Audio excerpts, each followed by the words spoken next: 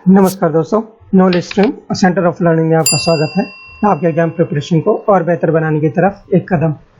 दोस्तों, इकोलॉजी और एनवायरनमेंट यानी परिस्थिति पर्यावरण के अंतर्गत हम एक्ट्स और पॉलिसीज पढ़ रहे थे और उसके अंतर्गत वाइल्ड लाइफ प्रोटेक्शन एक्ट 1972 के बारे में डिस्कस कर रहे थे।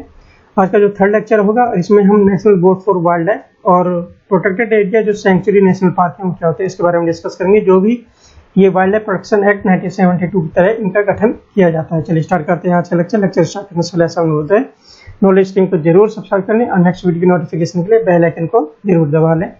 सबसे पहले हम डिस्कस करते हैं national board for wildlife. Basically it is a statutory organisation. ये एक संविधिक संगठन है जिसका बेसिकली स्टैट्यूटरी ऑर्गेनाइजेशन वो होते हैं जिनका गठन जो है ना एक एक्ट ऑफ पार्लियामेंट के थ्रू किया जाता है। तो ये जो national board for wild life है इसका गठन किया है वाइल्ड लाइफ प्रोटेक्शन 1972 के अंतर्गत ही इसको गठन किया गया है।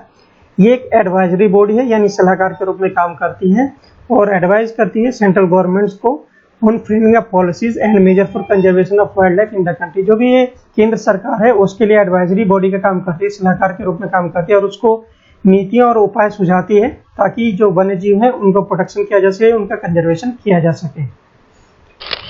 The national board for wild life is chaired by the India's prime minister और इसकी जो चेयरमैन होता है वो भारत का प्रधानमंत्री होता है। वाइस चेयरमैन के रूप में इसको minister of environment and climate change minister होता है, वो वाइस चेयरमैन के रूप में कार्य करता है। इस तरीके से एग्जामिनेशन पॉइंट ऑफ व्यू से बहुत ही ज्यादा महत्वपूर्ण है। Who is the chairman of national board for wild life? It is basically prime minister, while the vice chairmanship is handled by the Ministry of Environment।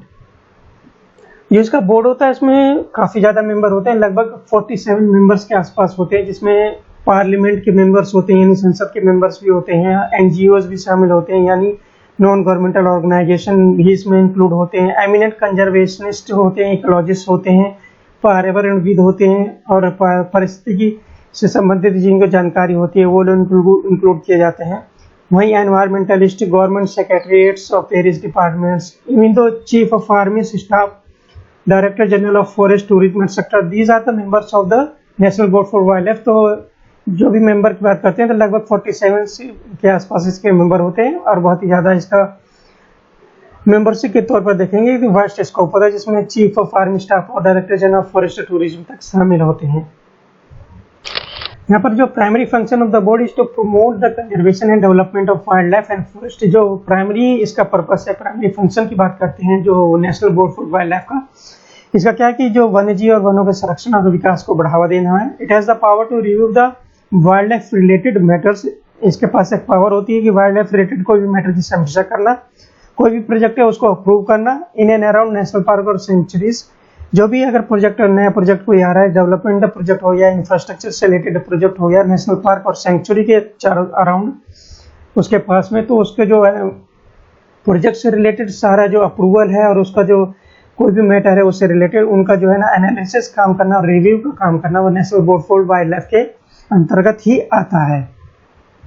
और यहाँ पर एक इम्पोर्टेंट पॉइंट ये है कि no alteration of boundaries in the national park and wildlife sanctuary can be done without approval of national board for wildlife. अगर कोई भी सेंचुरी है, नेशनल पार्क है, तो उसके बाउंड्री को चेंज करना है, चेंज का मतलब अगर इंक्रीज और डिक्रीज करना है तो it is first this proposal will go to national board for wildlife and after their consultation and review he will may or may not allowed for this purpose. जो भी centuries और national park उसके boundary अगर कम या ज़्यादा करना है तो सारा जो मैटर है वो डिस्कस करके national board for wild life और उसी के बाद ही वो अपना निर्णय देगा। तो इस तरीके से national board for wild life एक बहुत ही इंपॉर्टेंट रोल निभाता है जो वाइल्ड लाइफ कंजर्वेशन और प्रोटेक्शन के लिए और जो जीवों के संरक्षण और उसके विकास के लिए। यहाँ पर हम अब वाइल्ड लाइफ प्रोटेक्शन एक्ट 1972 के तहत जो सेंचुरीज क्या होती हैं और उनका निर्धारण कैसे होता है उसके बारे में जान लेते हैं। प्रोटेक्टेड एरियाज में सेंचुरीज के बारे में कि they are naturally occurring areas. एक स्वाभाविक रूप से प्राकृतिक रूप से एक एरिया होते हैं जहाँ पर एंडेंजर्ड स्पीसीज को प्रोटेक्ट किया जाता है, जो लुप्तप्राय हो गए हैं, जो लुप्तप्राय कैटेगरी में आते हैं जानवर, उनको संरक्षण किया जाता है नेचुरली अकरिंग एरियाज में और इनको प्रोटेक्ट किया जाता है पोचिंग से, हंटिंग और प्रेडेशन से। Here animals are not breed for commercial exploitation, means यहाँ पर एनिमल की प्रजातियों का व्यावसायिक दोहन के लिए यहाँ पशुओं को ब्रीड नहीं किया जाता है। The species are protected from the any sort of disturbance, को भी जो डिस्टर्बेंस होता है या अशांति होती है उससे इन स्पीसीज को प्रोटेक्ट किया जाता है। Wild life sanctuary is declare by the state governments by the notification, और जो भी जैसे हम जानते हैं कि वाइल्ड लाइफ सेंचुरी या नेशनल पार्क का जो निर्धारण होता है वो स्टेट गवर्नमेंट के द्वारा होता है। स्टेट गवर्नमेंट प्रपोजल भेजती है after passing from the respective legislative assembly and it send a proposal to central government and central government allow for the constitution of this protected area like a sanctuary or national park। तो यहाँ पर जो important point है कि wildlife sanctuary is declare by the state governments by a notification. स्वाभाविक रूप से यहाँ पर जैसा हमने डिस्कस किया है जो एनिमल्स हैं वो एंडेंजर्ड स्पीसीज कैटेगरी के होते हैं और उनको नेचुरल अक्रिंग एरिया में उनको प्रोटेक्ट किया जाता है।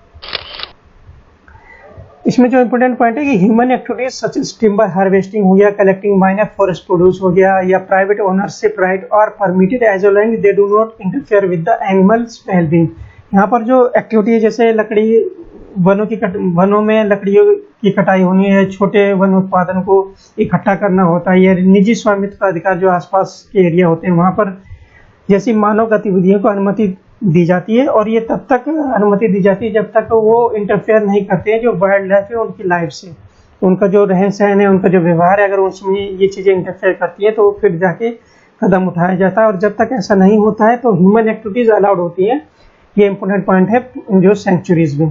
Limited human activities permitted, basically यहाँ पर जो सेंचुरी अगर क्वेश्चन आता है कि no human activities permitted, no it is actually limited human activities जो है ना, यानी जो सीमित मानव गतिविधियां यहाँ पर अलाउड होती हैं। They are open to general public के लिए ओपन होती है, और boundaries of the sanctuaries are not generally fix and defined. यहाँ पर जो सेंचुरीज की बाउंड्री है एक दायरे में नहीं है, यहाँ फिक्स और डिफाइंड नहीं होती है। आसपास के क्षेत्र और जो गांव है वहां तक इसको कंसिडर किया जाता है। The chief wildlife warden, who is the authority to control, manage and maintain the sanctuaries, may grant permission to biologists, researchers for the entry or residence in the sanctuary for the study of wildlife, scientific research, photography and tourism। यहाँ पर जो एक important role आता है वो chief wild life warden, इसको short में CWW भी बोला जाता है, जिसका कंट्रोल रहता है पूरे सेंचुरीज में, और वो परमिशन दे सकता है कि बायोलॉजिस्ट होते हैं जो भी हमारे वन्य जीव वैज्ञानिक होते हैं उनके अनुसंधान के लिए वहाँ पर रेजिडेंस के लिए सेंचुरी में अलाउड कर सकता है। अगर उनको वाइल्ड लाइफ के जो बारे में स्टडी करना है, जो वाइल्ड एनिमल्स उनके व्यवहार के बारे में स्टडी करना है तो रेजिडेंस के लिए अलाउ कर सकता है। साइंटिफिक रिसर्च और फोटोग्राफी और टूरिज्म के लिए अलाउ कर सकता है। और ये सारी चीज़ जो अथॉरिटी है वो चीफ वाइल्ड लाइफ वार्डन यानी CWW के पास रहती है।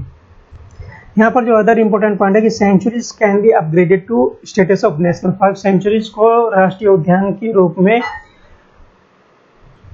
अपग्रेड किया जा सकता है, या sanctuaries can be upgraded to national park. यहाँ पर जो प्रमुख वाइल्ड लाइफ सेंचुरी हैं जो कि इंपॉर्टेंट हैं, जब नेशनल पॉइंट से कुछ जान लेते हैं, बाकी हम एक नए लेक्चर में जो प्रमुख वाइल्ड लाइफ सेंचुरी हैं डिफरेंट रीजन में इंडिया के डिफरेंट स्टेट में जो नेशनल पॉइंट से बहुत ही ज़्यादा महत्वपूर्ण है उनको डिस्कस करेंगे। जैसे कि एग्जाम्पल के तौर पर इंडियन वाइल्ड लाइफ सेंचुरी जैसे हम जानते हैं रैन ऑफ कच्छ गुजरात में है, वहीं वेदांत थंगल बर्ड सेंचुरी जो कि तमिलनाडु में है। इसकी एक खास बात है कि oldest bird sanctuary in India, examination point से बहुत ही ज़्यादा महत्वपूर्ण है। अगर बात आता है कि oldest bird sanctuary in India की बात आती है, वेदांत थंगल बर्ड सेंचुरी है जो कि तमिलनाडु में है। वहीं पर हमने डिस्कस किया था कि प्रोजेक्ट टाइगर के अंतर्गत जो ओल्डेस्ट नेशनल पार्क है वो हेली नेशनल पार्क है जो 1936 में बनाया गया था, जिसको अब जिम कॉर्बेट नेशनल पार्क के नाम से जाना जाता है।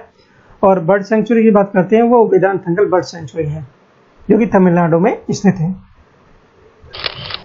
अब हम जो प्रोटेक्टेड एरिया के अंतर्गत आता है नेशनल पार्क, इस बारे में थोड़ा डिस्कस कर लेते हैं कि national park has more restriction as compare to wildlife sanctuary. यहाँ पर जो नेशनल पार्क है उसके इर्द गिर्द ज़्यादा सतर्कता, ज़्यादा प्रतिबंध होते हैं as compare to wildlife centuries.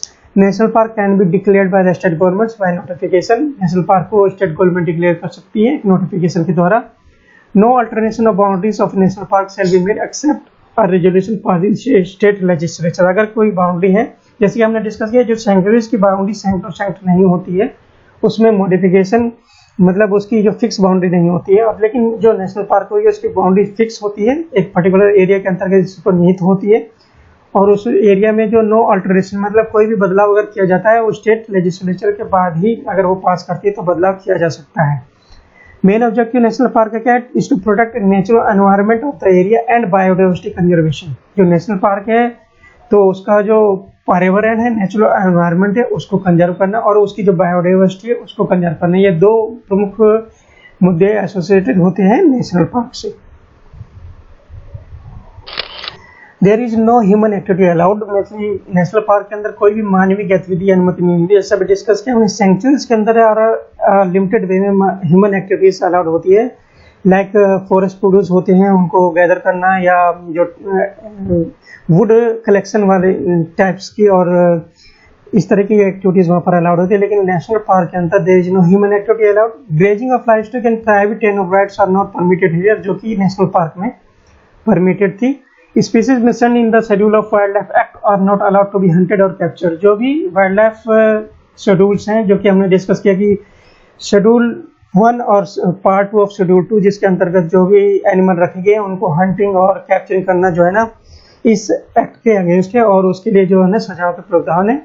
तो इस तरीके से जो भी एक्टिविटीज अगर वाइल्ड लाइफ नेशनल पार्क के अंतर्गत की जाती हैं तो उनमें वही जो हमने डिस्कस किया था वाइल्ड लाइफ प्रोटेक्शन 1972 के अंतर्गत जो भी प्रोविजन है पनिशमेंट के, 3 साल की जो imprisonment which can be extended up to 7 year, और लगभग 10,000 का जो फाइन होता है, इस तरीके की जो भी पेनल्टीज हैं वो इम्प्लीमेंट होती हैं अगर कोई भी ऐसी गतिविधि होती है नेशनल पार्क के अंदर। तो इस तरीके से जो भी प्रोविजन है, जो भी पनिशमेंट है वो इम्प्लीमेंट होते हैं नेशनल पार्क में अगर कोई भी ऐसी गतिविधि होती है। No person shall destroy, remove or exploit any wildlife form in from the national park or destroy or damage the habitat of any wild animal or deprive any wild animal from its habitat. कोई भी person उसको allowed नहीं है national park के अंदर अगर वो wild life को किसी भी रूप में नुकसान पहुंचाता है, उसके हैबिटेट जो भी उनका आवास है उसको नष्ट करता है, या कोई भी एनिमल को उनके हैबिटेट से डिप्राइव करता है। इस तरह की जो भी गतिविधियां हैं वो यहाँ पर सारे बैन हैं, और they can not be downgrade to a status of sanctuary. कोई भी सेंचुरी को हम अपग्रेड कर सकते हैं नेशनल पार्क के अंतर्गत, वाइल्ड लाइफ प्रोटेक्शन एक्ट 1972 में निहित है, लेकिन कोई भी नेशनल पार्क हम डाउनग्रेड नहीं कर सकते हैं किसी भी सेंचुरीज में। इंपोर्टेंट नेशनल पार्क के रूप में जैसे बांदीपुर नेशनल पार्क कर्नाटका में है, काफी important examination point of view से। हेमिस नेशनल पार्क जो कि जम्मू कश्मीर में है, जिसमें कश्मीरी स्टैग को यहाँ पर प्रिजर्व किया जाता है। इस तरीके से काजीरंगा नेशनल पार्क असम जो कि बहुत महत्वपूर्ण है। कुछ नेशनल पार्क के बारे में यहाँ पर एग्जाम्पल के तौर पर डिस्कस किया। साथ ही हम नेक्स्ट लेक्चर में जो भी इंपोर्टेंट नेशनल पार्क हैं, जो भी डिफरेंट स्टेट में है, जहाँ से इंपोर्टेंस बहुत ही ज़्यादा महत्वपूर्ण है, स्टेट वाइज उनको हम डिस्कस करेंगे और उनकी लोकेशन के बारे में जानेंगे। आज के लेक्चर दोस्तों जो एनवायरनमेंट और इकोलॉजी के अंतर्गत हम एक्ट्स और पॉलिसी पढ़ रहे हैं, और वाइल्ड लाइफ प्रोटेक्शन एक्ट 1972 के अंतर्गत सेंचुरी और नेशनल पार्क क्या होते हैं इनके बारे में डिस्कस किया, और national board for wild life के बारे में डिस्कस किया। आपको लेक्चर कैसा लगा प्लीज कमेंट बॉक्स में जरूर बताइएगा, और जाते जाते नॉलेज स्ट्रीम को सब्सक्राइब करना ना भूलिएगा। नॉलेज स्ट्रीम से जुड़ने के लिए धन्यवाद।